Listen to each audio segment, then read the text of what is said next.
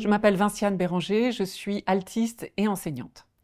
Lors du projet Clarke Source, entrepris à l'EMU HESSO avec ma collègue Marie Chabet, nous avons entrepris un travail de décryptage des partitions personnelles de Rebecca Clarke et des manuscrits pour une dizaine de pièces avec alto.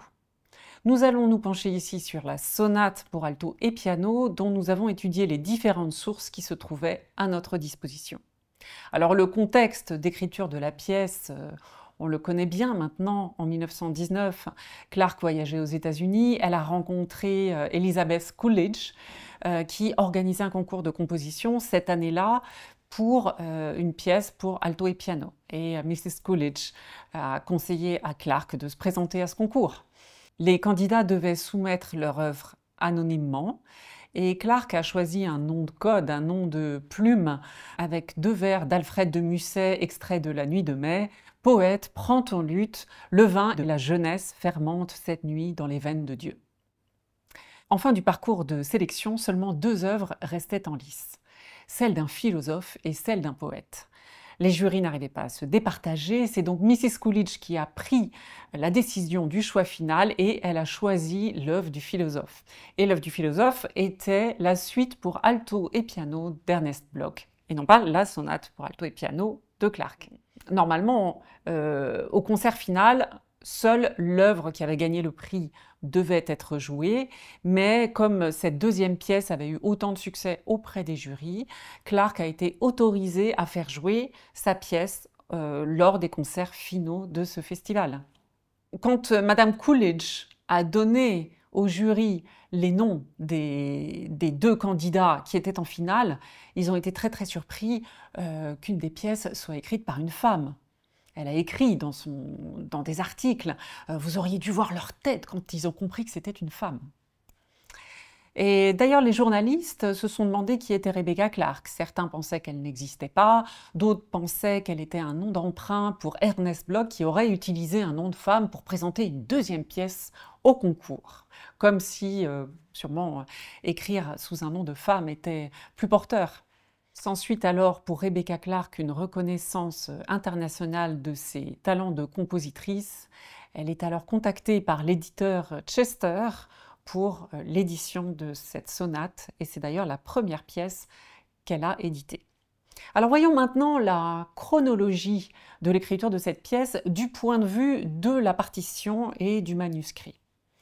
Au début du mois de janvier 1919, Clarke se met au travail et en juillet, elle finit la sonate. Alors les épreuves devaient être rendues pour le 15 juillet et comme elle avait du mal à finir de recopier dans la dernière ligne droite, elle a demandé à sa belle-sœur, Beryl, de copier la partie d'alto, ce que Beryl a fait.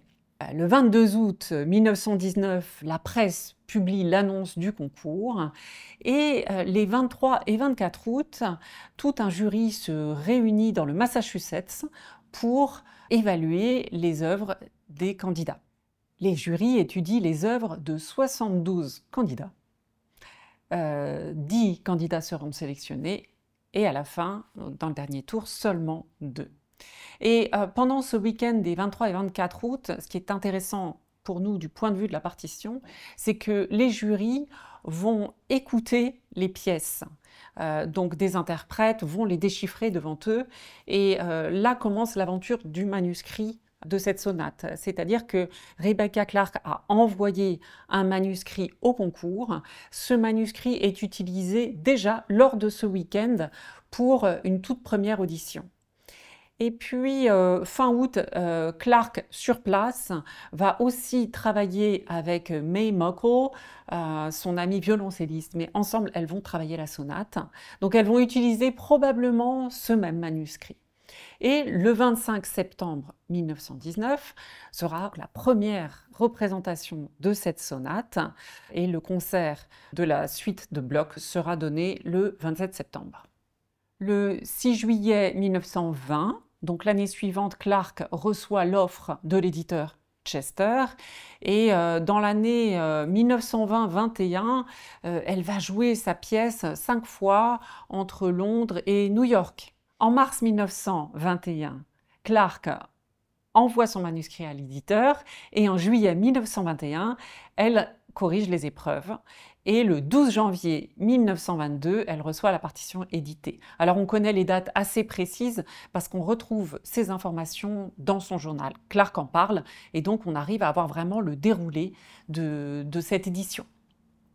Alors quelles sont les sources disponibles pour notre travail? Eh bien, la première source, c'est le manuscrit, celui dont nous avons parlé. Ce manuscrit a été présent lors du concours Coolidge. Il a par la suite été envoyé à la Washington Library of Congress. Et c'est là que nous l'avons trouvé. Il est en accès libre. Tout le monde peut se le procurer. Alors ce manuscrit, il est assez intéressant. La première écriture aura été à l'encre. Et puis après, il y a des corrections au crayon de papier. Il y a aussi des ajouts avec un gros crayon bleu. Et on observe que le crayon de papier a été utilisé après l'encre, puisqu'il y a des corrections d'éléments notés à l'encre. Le crayon de papier a été aussi utilisé après le crayon bleu, puisqu'il y a des notes au crayon de papier qui corrigent des éléments écrits en bleu. Et il est fort à parier que le bleu ait été utilisé pendant cette session de travail dans le Massachusetts, puisque la mise en exergue de Musset a été soulignée en bleu. Donc ça pourrait correspondre finalement aux premières répétitions. Et qui a travaillé à ce moment-là sur ce manuscrit? Eh bien, il y a eu Carlos Salcedo, qui a été le premier à déchiffrer la pièce lors du week-end du 23-24 août.